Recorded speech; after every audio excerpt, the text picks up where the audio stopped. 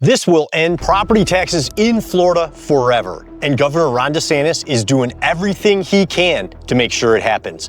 But there's some powerful people who are pretty upset about it, and they're going to do everything they can to try and stop it. There's way more to this story than the news is letting on. In this video, I'll show you why these politicians are behind a campaign to keep you paying taxes, why Ron DeSantis just hired this guy to fight them all, and how the politicians in this city could go to jail for hiding information about how they're spending property tax money. This one's wild. Let's jump in. All right, so here's what's going on. DeSantis just came out and said property taxes are gonna be on the ballot in 2026.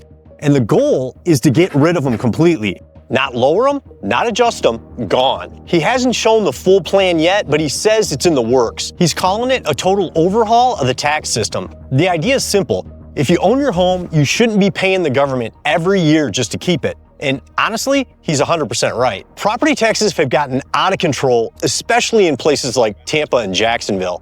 Home values shot up, and now people are getting crushed with higher bills, even though they didn't do anything to their house. Then, on top of that, you got insurance rates going nuts. It's just nonstop. So yeah, ending property taxes, that's a huge deal. That's money back in your pocket where it belongs. And this isn't just a Florida thing. If this actually goes through, it would be the biggest tax change in state history. But more than that, this could be the start of something bigger. People in other states are gonna see it and go, hang on, why are we still paying property taxes? You already know that's coming. DeSantis is serious about this. He says it's happening. The vote's coming in 2026, and if people get behind it, Florida could be the first state to pull the plug on property taxes for good. But here's what I love about Uncle Ronnie D. He's term limited. That means he can't run for governor again next year. He could be chilling, sipping margaritas on the beach, and plotting his next move instead of doing the hard stuff. But what's he doing? He's going full throttle on improving lives for Floridians, even long after he's gone. How's he doing it? He just hired Blaise Ingoglia as the new Florida CFO to fight for Florida taxpayers. DeSantis put him in charge of the new department he created called Florida DOGE, or the Department of Government Efficiency. Blaise actually wants to rebrand it to Florida Agency for Fiscal Oversight, or FAFO. You get it? Around and find out. So now he's got Florida DOGE going into cities and counties, tearing through their books, looking for waste, fraud, and abuse, especially local spending fueled by property tax dollars. Here's what he had to say. They ask us for permission to become a city, but then they turn around and they tax the heck out of their own citizens. Somebody has to look out for the citizens and the taxpayers. If the local officials won't do it, we're going to do it for them. And DeSantis isn't just watching from the sidelines. He's right there with him because some of these counties' budgets have gotten way out of control. Okay, wait a minute. Broward County, even though Florida's had a lot of population growth, Broward, since 2020, has not had any net population growth. And yet their budget's gone up like 60%.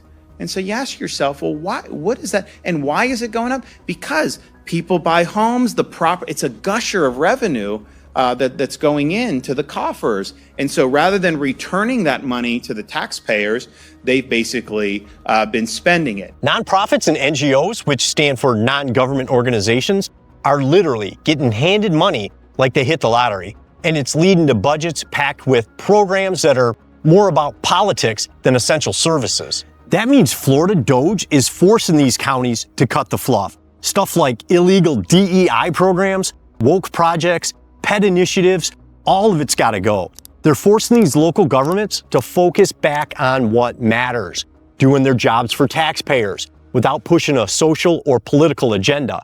And that's exactly what the mass majority of Floridians want. And these out-of-control property taxes are screwing over everybody. This guy says he bought his house 15 years ago for $130,000.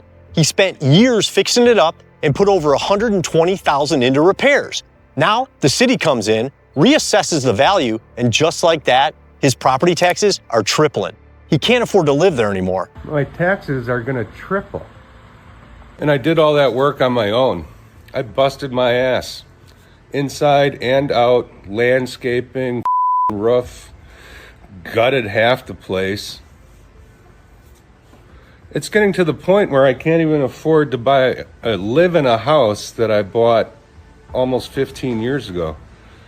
The price of everything has doubled. Blaze said this about it on X. There is a perverse disincentive stopping homeowners from improving their homes. It's called property taxes. Now, imagine hardening your home and making it more resilient to hurricanes, thereby saving yourself and government money. What's your payoff? Higher taxes.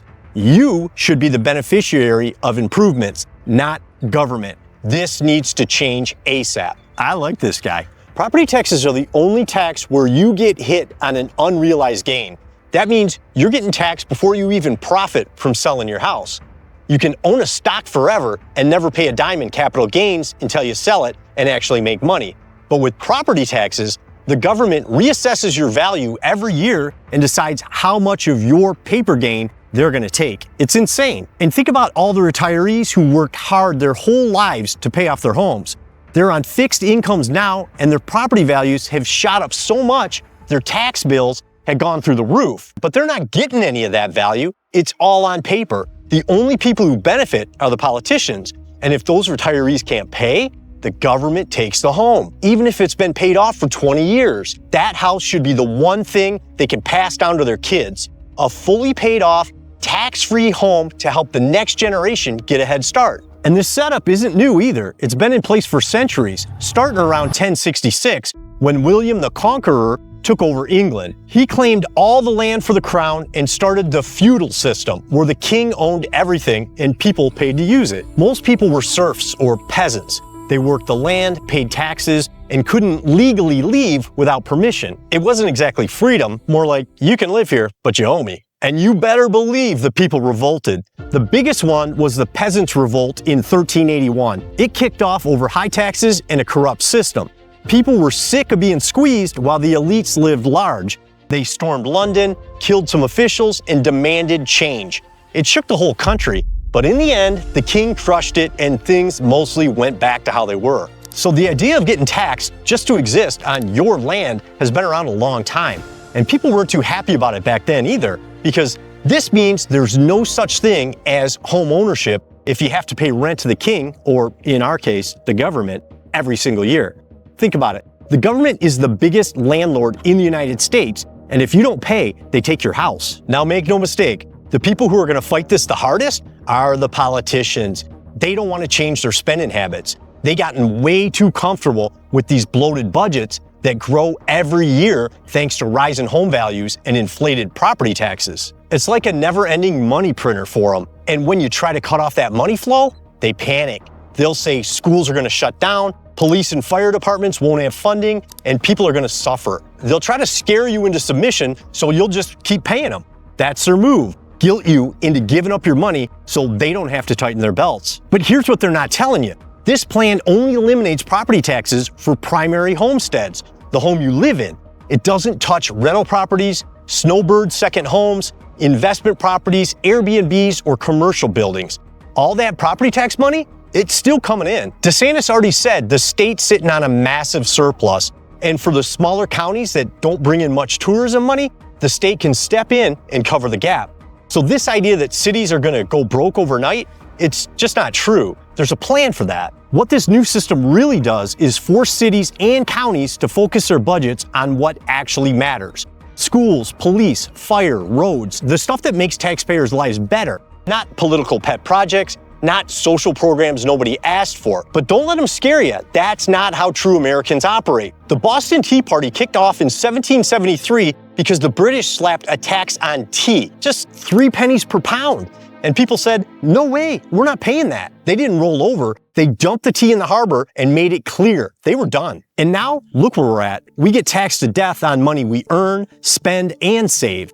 And we pay thousands every year just to live in a house we already own. That's why this fight matters. Politicians should be welcoming audits and looking for ways to save taxpayers' money. But instead, what are they doing?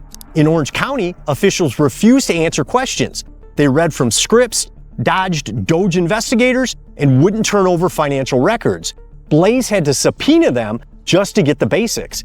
That's not transparency, that's a cover-up. If a politician, Republican or Democrat, is against cutting wasteful spending and cleaning up local budgets, they gotta go. This isn't a party issue, this is an our money issue. If you're fighting audits and hiding documents, you're not doing your job. You're not protecting the people. You are the problem. Now, this is actually the first real confirmation we've gotten from DeSantis that this is going to be on the ballot in 2026. Not maybe, not we're thinking about it, it's happening. Stay tuned. We're going to be, I'm already working with folks. We're crunching numbers. We're doing all these different things.